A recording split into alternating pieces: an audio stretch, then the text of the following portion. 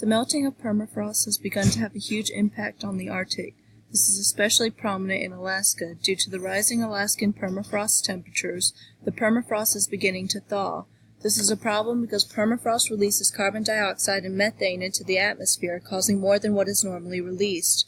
This has resulted in a positive feedback mechanism, meaning the initial cause of the melting permafrost is being amplified by the result, causing additional warming of about 0.08 degrees Celsius to 0.50 degrees Celsius, and thus additional melting. This melting also causes permafrost to be more discontinuous. This has the potential to compromise the ability to limit global temperature increases because it adds an unrestrained component. This means for this particular region, temperature increases are likely to rise as well.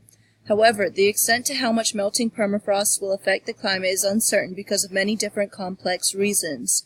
These findings have been supported by observational evidence. However, the fact that many regions today have been unexplored in the Arctic adds a component of uncertainty to this observational evidence. Any potential solutions were not discussed, but any number of global warming solutions could be applied since warming is the reason for the permafrost melting.